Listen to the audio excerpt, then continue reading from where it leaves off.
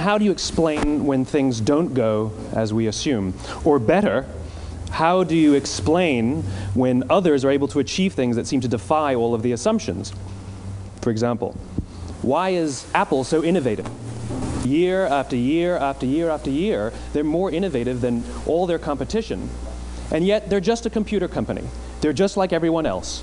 They have the same access to the same talent, the same agencies, the same consultants, the same media. Then why is it that they seem to have something different? Why is it that Martin Luther King led the civil rights movement? He wasn't the only man who suffered in a pre-civil rights America, and he certainly wasn't the only great orator of the day. Why him? And why is it that the Wright brothers were able to figure out controlled powered manned flight when there were certainly other teams who were better qualified, better funded, and they didn't achieve powered manned flight, and the Wright brothers beat them to it? There's something else at play here.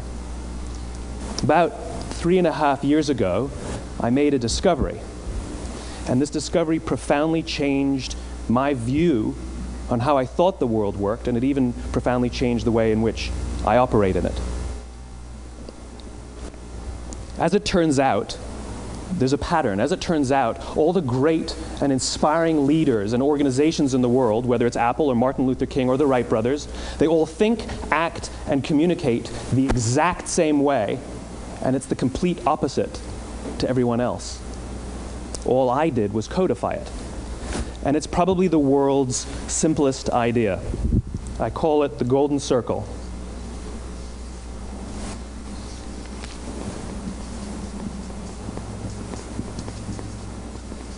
Why, how, what?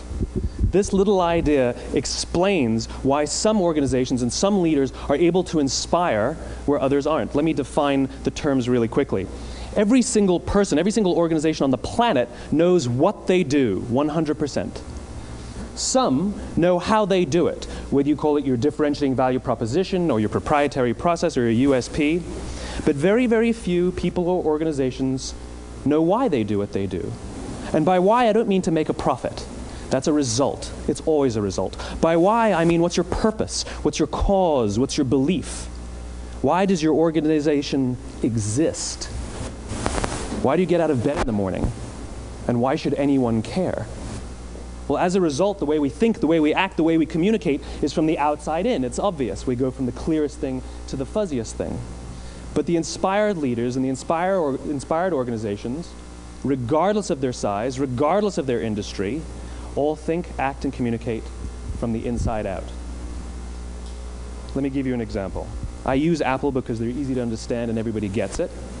If Apple were like everyone else, a marketing message from them might sound like this. We make great computers.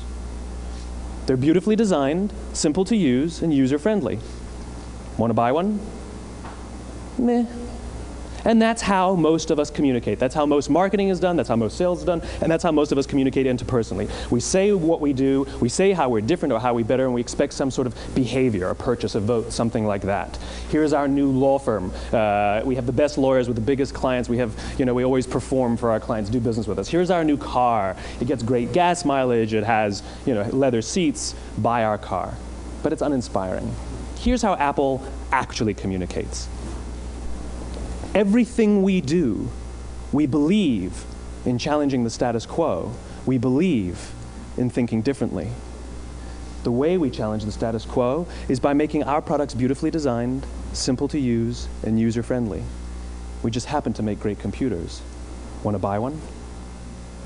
Totally different, right? You're ready to buy a computer from me.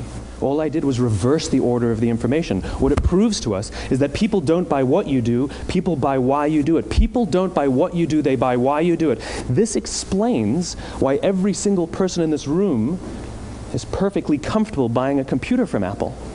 But we're also perfectly comfortable buying an MP3 player from Apple, or a phone from Apple, or a DVR from Apple.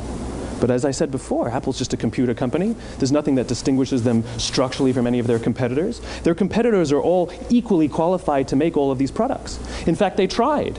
A few years ago, Gateway came out with flat-screen TVs. They're eminently qualified to make flat-screen TVs. They've been making flat-screen monitors for years. Nobody bought one.